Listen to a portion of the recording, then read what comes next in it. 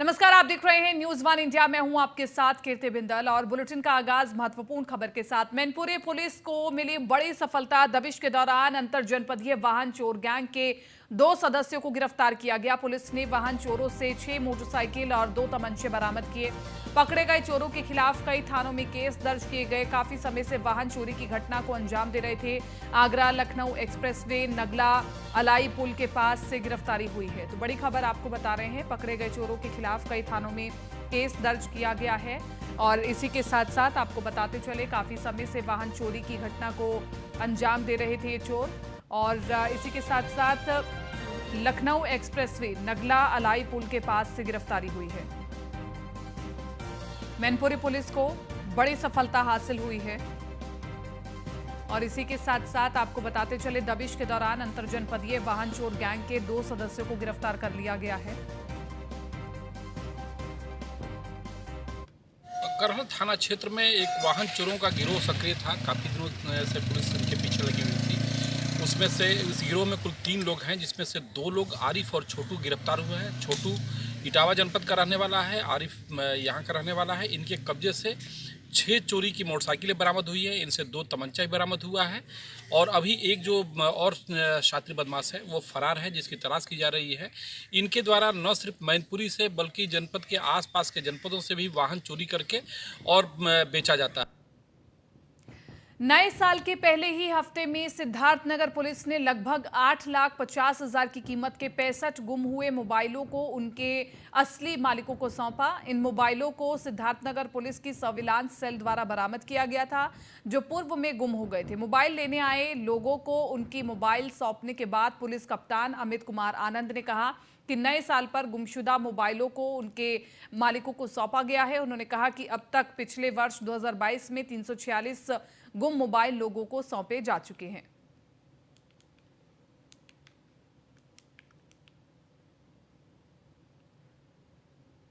चलिए आगे बढ़ रहे हैं। जम्मू कश्मीर के राजौरी के डांगरी गांव में जिस तरह से नए साल पर 4 लोगों की हत्या की गई, फिर अगले दिन आईडी ब्लास्ट करके हमला किया गया, तो ऐसे में सवाल उठने लगा है कि इस तरह का माहौल पैदा कर आतंकी क्या जम्मू कश्मीर में अमन शांति को बिगाड़ने की कोशिश कर रहे हैं। इसे लेकर नेताओं ने क्या प्रतिक्रियाएं दी हैं, आपको सुनवाते हैं। अन्य अपराध महापाप पाकिस्तान के आतंकवादियों ने किया है। जमीन के पाताल से भी निकालकर सूद समेत इस नरसंहार का बदला हम लेंगे। टारगेटेड किलिंग है, टारगेटेड किलिंग है। ढांगरी के लोग बड़े देशभक्त लोग हैं। ढांगरी के नौजवानों ने खुद वीडीसी के गने उठाकर यहाँ आतंकवादियों को मार मुकाया है। ढांगरी के फौजी हों जो रिटायर हैं, या जो फौज में काम करने वाले लड़के हमारे, या यहाँ के जो नौजवान हैं। मैं खुद यहाँ 10 साल रहा हूँ। मैंने देखा इस पूरे दरिया की रैकी पेट्रोलिंग यहाँ के नौजवान करते थे। यहाँ का नौजवान दलेर और देशभक्त है। तिरंगा झंडा 15 अगस्त और 26 जनवरी को जहाँ जो जश्न होता है, कभी आके देखो यहाँ। लेकिन बड़ा जुल्म किया है इन कायरों ने। रात के अंधेरे में छिप कर वार किया। सामने से वार करते, चीर के रख देते हम इनको। ये बीमारी अब बहुत बढ़ गई है। सारे वतन में नफरत जिस तरह फैलाई जा रही है, ये उसी का नतीजा भी है। आज मुसलमान को अलग खड़ा किया जा रहा है, हिंदू को अलग खड़ा कर दिया जा रहा है। कौन जिम्मेवार है? कौन नफरत फैला रहा है? अब बताइए मुझे, उस हिंदू फैमिली में क्या था? उनके पास कुछ नहीं। वो किसके दुश्मन थे? किसी के नहीं। या ये वो जो कश्मीरी पंडित शुपायान में मारे गए, क्या कसूर था? तो इस पे होम मिनिस्ट्री में रास्ता निकालने की जरूरत है। अब ये और बात है कि उसको गोडसे का मुल्क बनाया जा रहा है, और इस किस्म के जो वाकयात होते हैं, जहाँ यहाँ तो मुसलमान तो रोज़ ही मरते हैं, पर जहाँ हमारे हिंदू भाई मारे जाते हैं, उसका फ़ायदा एक ख़ुसूसी जमात पूरे मुल्क में उठाती है। हिंदू मुस्लिम नफरत फैलाने में उनके ये बहुत ही काम। भारत को इस बार G20 की मेजबानी मिल गई है, जिसके चलते आगरा में भी G20 की कुछ बैठक संपन्न होनी है। G20 की बैठक में G20 में शामिल देश के प्रतिनिधि के रूप में विदेशी मेहमान शिरकत करेंगे और ऐसे में आगरा में व्याप्त अव्यवस्थाओं के कारण कहीं छवि धूमिल ना हो जाए, इसको लेकर स्थानीय प्रशासन मुस्तैद नजर आ रहा है। G20 की बैठक को लेकर आगरा शहर के साथ साथ VIP रूट को स्वच्छ, बेहतर और सुंदर बनाने की कवायद भी की जा रही है। मंगलवार को मंडलायुक्त अमित कुमार, पुलिस कमिश्नर प्रतिंदर सिंह, जिला अधिकारी नवनीत चहल, सभी विभागों के अधिकारियों के साथ VIP रूट का निरीक्षण किया गया। ये निरीक्षण अजीत नगर गेट से शुरू हुआ। खेरिया मोड़ से लेकर रेलवे ओवरब्रिज और ईदगाह चौराहे तक अधिकारियों ने पैदल मार्च कर बारीकी से खामियों को देखा और उन्हें दुरुस्त कराने के लिए संबंधित विभागों के अधिकारियों को दिशा निर्देश जारी किए।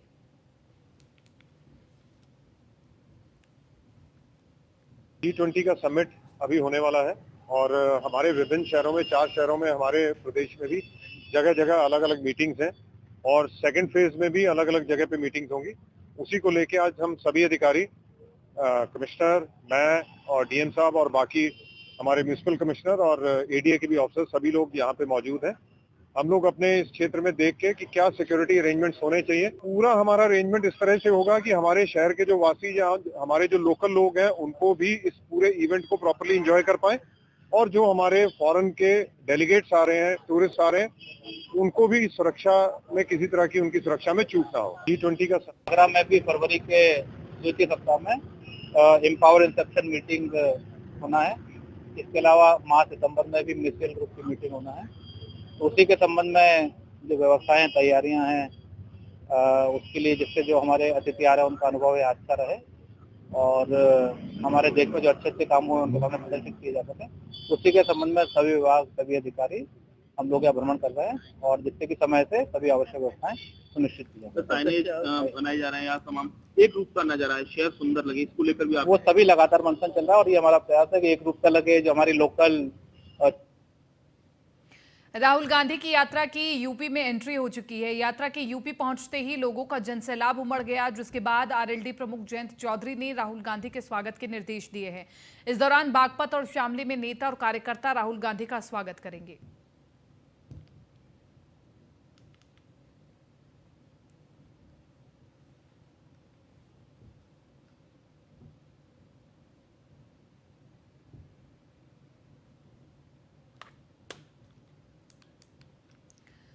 तो भारत जोड़ो यात्रा की एंट्री हो चुकी है उत्तर प्रदेश में और पश्चिमी बेल्ट पर विशेष तौर पर भारत जोड़ो यात्रा रहने वाली है। 130 किलोमीटर की लगभग यात्रा तय की जाएगी।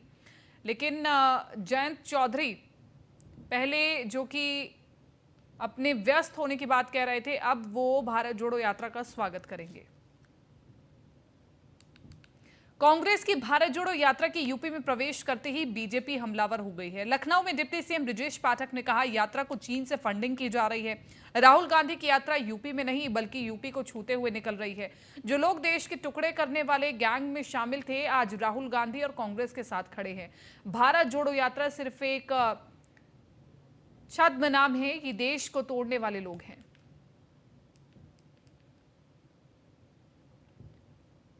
कांग्रेस पार्टी अपने नेता को टहलने के लिए भेजी, उनके पास कोई काम नहीं है। अगर वास्तव में भारत माता के प्रति समर्पित भाव से काम करते होते तो आप सोचो, जो उनकी यात्रा निकली है उस यात्रा में कौन कौन शामिल हुआ, क्या आप लोगों की नजर है क्या? मैं देख रहा था फुटेज। अफजल गुरु की फांसी का विरोध किसने किया था आप जानते हैं? एएस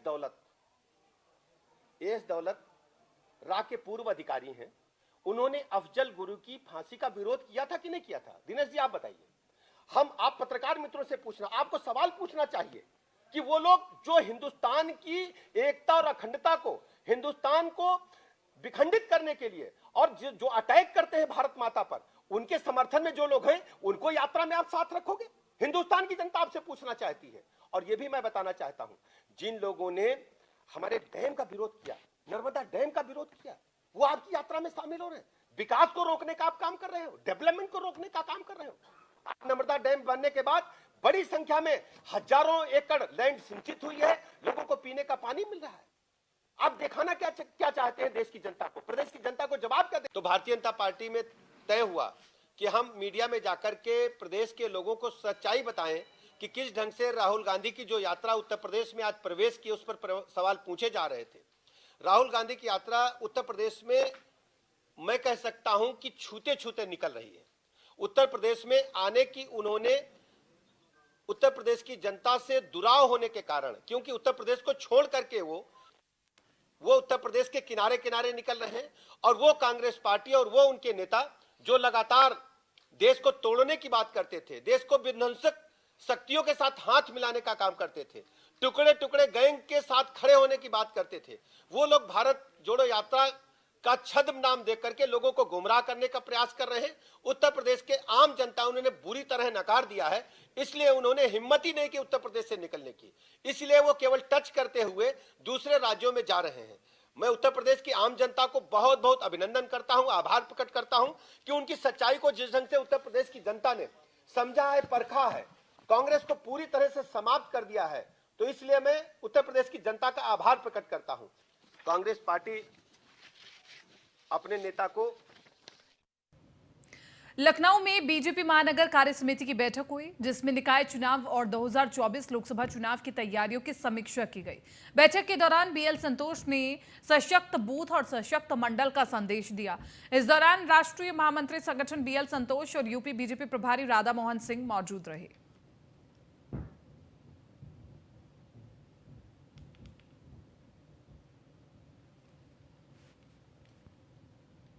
लखनऊ से अगली खबर, मंडलायुक्त डॉक्टर रोशन जैकब ने दिए निर्देश, शहर से हटाए जाएं अनाधिकृत बैनर पोस्टर। GIS 2023 और G20 कार्यक्रम के मद्देनजर मंडलायुक्त ने ये निर्देश जारी किए हैं। भावी प्रत्याशियों के अनाधिकृत लगे बैनर पोस्टर हटाए जाएंगे। अभियान चलाकर जल्द ही हटाए जाएंगे सभी अनाधिकृत बैनर पोस्टर। और 10 फरवरी से शुरू होने जा रहा है यूपी ग्लोबल इन्वेस्टर समिट 2023 और इसको लेकर के तैयारियां शुरू हो गई है। महज 1 महीने का वक्त बचा है, तो जो रास्ते में अनाधिकृत बैनर पोस्टर हैं जो सड़कों की शोभा को खराब कर रहे हैं, उन्हें हटवाया जाएगा। और 10 फरवरी से शुरू होने जा रहे यूपी ग्लोबल इन्वेस्टर समिट 2023, जिसमें देश भर के इन्वेस्टर्स आएंगे, विदेशों से इन्वेस्टर्स आएंगे और एक पूरा इन्वेस्टर्स फेस्टिवल लगने की संभावना है। तो इसको लेकर के तैयारियां की जा रही हैं।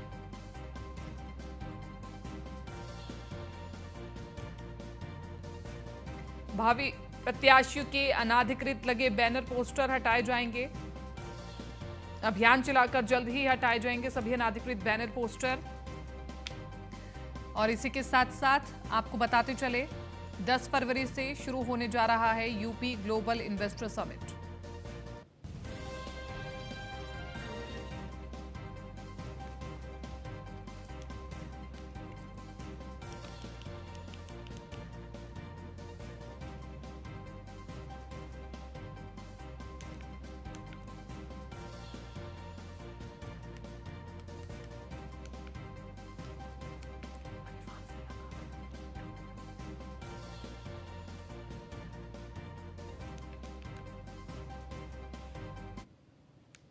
खबर लखनऊ से है। कारागार विभाग ने अपना नया चिन्ह जारी किया है। नए वर्ष के मौके पर कारागार विभाग ने नया चिन्ह जारी किया है। तस्वीर हम आपको दिखा रहे हैं। कारागार विभाग ने अपना नया चिन्ह जारी किया है। नए वर्ष के मौके पर ये नया चिन्ह जारी किया गया है। लखनऊ से अगली खबर उत्तरी जोन की। गाजीपुर और मड़ियाव की पुलिस ने की कुर्की की कार्रवाई। गैंगस्टर सिराज अहमद के आवास पर की गई कुर्की की कार्रवाई। मड़ियाव इलाके के रायपुर में पहुंचकर की गई कार्रवाई। गैंगस्टर सिराज अहमद पर लखनऊ समेत कई थानों में दर्ज है आपराधिक मुकदमा। तो बड़ी खबर आपको बता रहे, गैंगस्टर सिराज अहमद के आवास पर की गई कुर्की की कार्रवाई। मड़ियाव इलाके के रायपुर में पहुंचकर की गई कार्रवाई। और इसी के साथ साथ आपको बताते चले, गैंगस्टर सिराज अहमद पर लखनऊ समेत कई थानों में दर्ज है आपराधिक मुकदमा। लखनऊ से अगली खबर आपको बता दें, सपा पिछड़ा वर्ग प्रकोष्ठी ओबीसी आरक्षण बचाने के लिए सुप्रीम कोर्ट पहुंचा। सपा ने सुप्रीम कोर्ट में दाखिल की है एसएलपी। पिछड़ा वर्ग प्रकोष्ठ ने कोर्ट में दाखिल की एसएलपी। कल सरकार की एसएलपी पर भी सुप्रीम कोर्ट में सुनवाई होनी है। तो बड़ी खबर हम आपको बता रहे, पिछड़ा वर्ग प्रकोष्ठ ने कोर्ट में दाखिल की है एसएलपी। कल सरकार की एसएलपी पर भी सुप्रीम कोर्ट में सुनवाई होनी है, क्योंकि राज्य सरकार की ओर से ये अपील की गई थी कि इस पर जल्द से जल्द सुनवाई हो। सपा पिछड़ा वर्ग प्रकोष्ठ ओबीसी आरक्षण बचाने के लिए सुप्रीम कोर्ट पहुंच चुका है और सपा ने सुप्रीम कोर्ट में दाखिल की है एसएलपी। प्रदेश सरकार लगातार माफियाओं और अपराधियों के खिलाफ कार्रवाई कर रही है। ऐसे में झांसी में सपा के पूर्व विधायक दीप नारायण सिंह यादव की करीब 237 करोड़ की संपत्ति को कुर्क किया गया। इस दौरान बड़ी संख्या में पुलिस बल मौजूद रहा। आपको बता दें कि 2 महीने पहले कुख्यात अपराधी लेखराज सिंह यादव को पुलिस कस्टडी से छुड़ाने के आरोप में सपा के पूर्व विधायक दीप नारायण सिंह यादव को गिरफ्तार किया गया था, जिसमें उनके अलावा 17 और लोग गिरफ्तार हुए थे और गैंगस्टर के तहत कार्रवाई कर जेल भेजा गया था। कानपुर के गुजैनी थाना क्षेत्र के पिपौरी के बनपुरवा में सरकारी जमीन पर बने अवैध घरों पर नगर निगम का बुलडोजर चला। बुलडोजर के सामने महिलाओं ने आकर अतिक्रमण अभियान को रोका। आपको बता दें कि जिला प्रशासन के आदेश पर जमीन खाली कराई जा रही है। स्थानीय भूमाफियाओं ने दर्जनों लोगों को प्लाट बेचा है। जल्द ही लोगों को जमीन खाली करने का निर्देश जारी कर दिया गया है। बुलंदशहर में मीट व्यापारी के ससुराल में आईटी की रेड। जनपद हापुड़ के गांव शेरपुर का मीट व्यापारी बताया जा रहा है। मुंबई में मीट व्यापारी की बड़े पैमाने पर फैक्ट्री चल रही है। मीट व्यापारी के जनपद बुलंदशहर के कस्बा खानपुर में ससुराल है। दिल्ली से बुलंदशहर छापेमारी करने पहुंची है इनकम टैक्स की टीम और पशु व्यापारी अब्दुल हकीम का बेटा रईस 1 साल पहले मुंबई में दामाद की फैक्ट्री में मैनेजर बताया जा रहा है।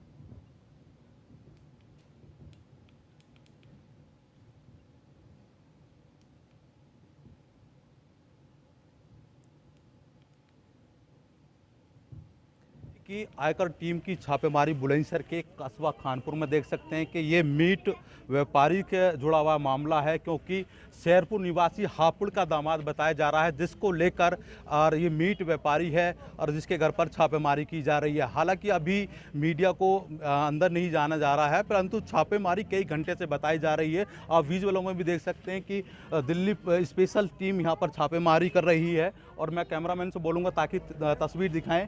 तो जो दामाद का जो ट्रांजेक्शन का मामला सामने आ रहा है, करोड़ों रुपए का लेन देन को लेकर छापेमारी की जा रही है। हालांकि न्यूज़ 1 इंडिया पर सूत्र बड़े हवाले से ये खबर भी है कि हापुड़ का रहने वाला है जो दामाद, वो मुंबई में रहता है, अपना कारोबार करता है, जिसके चलते जिसका यहाँ पर जो दामाद है, दामाद के साला है, उसमें कंपनी में मैनेजर बताया जा रहा है। जो ट्रांजेक्शन वो बताई जा रही है, जिसको लेकर छापेमारी की जा रही है। छापेमारी की पुष्टता अभी कई घंटों से यहाँ पर छापेमारी हो रही है। विजुअल में दिखाया कि सामने की इस मकान पर छापेमारी की जा रही है और कैमरामैन से बोलूँगा ताकि तस्वीर दिखाएं कि छापेमारी के दौरान किसी को भी एंट्री की नहीं जा रही है। हालांकि कई घंटे से यहाँ पर छापेमारी की जा रही है। अब आलाधिकारी को दिल्ली की स्पेशल टीम बताई जा रही है, आयकर टीम है और छापेमारी के दौरान में क्या क्या पुछता लगी है, हर बारीकी से जांच की जा रही है। अब देखना होगा कि जांच के उपरांत क्या क्या निकल कर आते हैं, क्या तार निकल कर आते हैं। हालांकि कई घंटे से छापेमारी की जा रही है। कैमरा पर्सन आशीष के साथ अशोक कुमार, न्यूज़ 1 इंडिया, बुलंदशहर से है, जहां मुख्तार अंसारी की एमपी एमएलए कोर्ट में व्यक्तिगत रूप से पेश होना था, पर मुख्तार अंसारी प्रशासनिक कारणों से कोर्ट में पेश नहीं हो सके, जिसके बाद अब 10 जनवरी को मुख्तार अंसारी को व्यक्तिगत रूप से पेश होने का आदेश एमपी एमएलए कोर्ट ने दिया है। मुख्तार अंसारी की तरफ से एक गवाह तौकीर की गवाही हुई। मुख्तार अंसारी के वकील लियाकत अली ने बताया कि 10 जनवरी को मुख्तार अंसारी को पेश होना है और हमने कोर्ट से सुरक्षा की गुहार लगाई है, क्योंकि मुख्तार अंसारी इसमें मुख्य गवाह है। उनकी बांदा से यहां आने में हत्या की आशंका है। उन्होंने बताया कि तौकीर ने विवेचक को दिए गए अपने बयान में ब्रिजेश सिंह और त्रिभुवन सिंह का नाम लिया था, पर अभियोजन पक्ष की ओर से ये प्रश्न नहीं पूछा।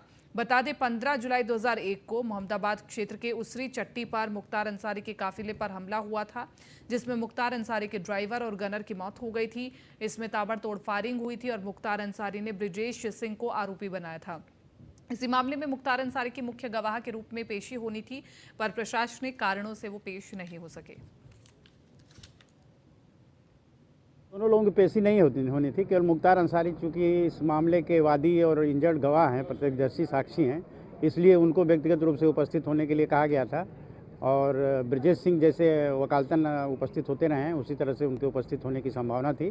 तो मुख्तार अंसारी आज प्रशासनिक कारणों से नहीं आ पाए हैं, तो माननीय न्यायालय द्वारा नेक्स्ट डेट जो है 10 जनवरी नियत की गई है। तौकीर अहमद आज माननीय न्यायालय में उपस्थित हुए थे माननीय न्यायालय के द्वारा सम्मन जारी करने पर, और उन्होंने अपना मुख्य परीक्षा जो है बयान उन्होंने न्यायालय के समक्ष दिया है, और उनकी जो है क्रॉस एग्जामिनेशन अभियुक्त गण ब्रिजेश सिंह एवं त्रिभुवन सिंह के अधिवक्ता महोदय द्वारा पूर्ण की गई। उनकी गवाही आज पूर्ण हो गई और माननीय न्यायाधीश महोदय ने 10 जनवरी की अग्रिम तिथि दी है, और माननीय न्यायाधीश महोदय ने मुख्तार अंसारी को यहाँ पर गवाही के लिए 10 जनवरी को तलब किया।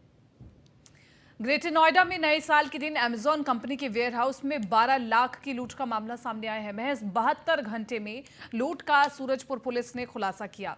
इससे पहले वेयरहाउस में काम करने वाले 2 सिक्योरिटी गार्डों ने एक अन्य दोस्त के साथ मिलकर 12 लाख रुपए की लूट की घटना को अंजाम दिया था। सीसीटीवी फुटेज के आधार पर अपराधियों तक पहुंची पुलिस और खुलासा करने वाली टीम को एडिशनल डीसीपी शाद मियां खान ने इनाम देने की घोषणा करी है।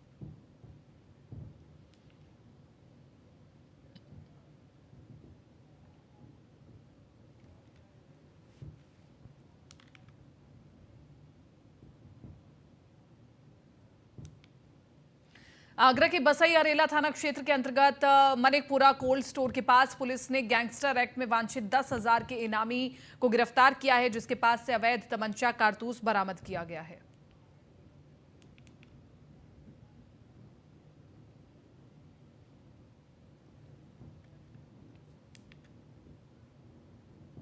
हमीरपुर में ओवरलोड ट्रकों पर जिला प्रशासन ने हंटर चलाया है। जिला खनिज अधिकारी ने की बड़ी कार्रवाई करते हुए 18 ओवरलोड ट्रकों को पकड़ा, जिसमें 6 ट्रक मालिकों के खिलाफ खनिज अधिनियम के तहत कार्रवाई की गई।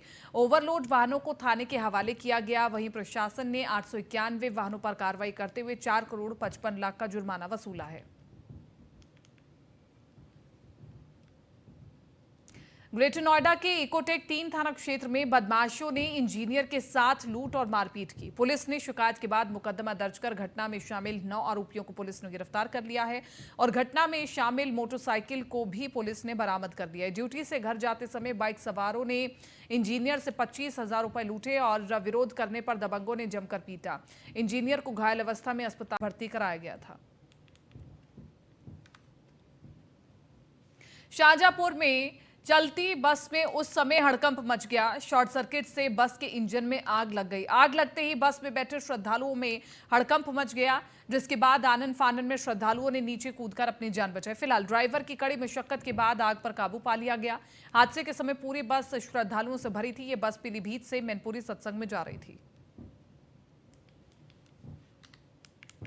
प्रयागराज से अगली खबर। चीफ सेक्रेटरी डीजीपी ने माघ मेले का निरीक्षण किया। संगम नोज पर मेले की तैयारियों का लिया जायजा। चीफ सेक्रेटरी ने श्रद्धालुओं से मेले की तैयारियों के बारे में भी पूछा। घाटों का निरीक्षण कर श्रद्धालुओं से जाना मेले की व्यवस्था का हाल, और लोगों ने मेले की तैयारियों की सराहना भी की है। तस्वीरें आपको दिखा रहे। संगम नोज पर मेले की तैयारियों का लिया गया जायजा। चीफ सेक्रेटरी ने श्रद्धालुओं से मेले की तैयारियों के बारे में पूछा। खुद जाकर के मौके का मुआयना किया। घाटों का निरीक्षण कर श्रद्धालुओं से जाना मेले की व्यवस्था का हाल। और हम तस्वीरें भी आपको दिखा रहे हैं। लोगों ने मेले की तैयारियों की सराहना भी की है, और जब कार्य अच्छा किया जाता है जमीनी तौर पर तो जनता उसे सराहती ही है। चंदौली के धीना पुलिस और स्वाट टीम ने शराब तस्करी का भंडाफोड़ किया है। इस दौरान 18 पेटी अंग्रेजी शराब के साथ 2 शराब तस्कर को अरेस्ट किया गया है। बताया जा रहा है कि गाड़ी की बॉडी अंदर गुप्त चैम्बर बनाकर शराब की खेप को बिहार लेकर के जाया जा रहा था, जिसके बाद ये कार्रवाई की गई। फिलहाल पुलिस पकड़े गए सभी आरोपियों की पूछताछ में जुटी हुई है।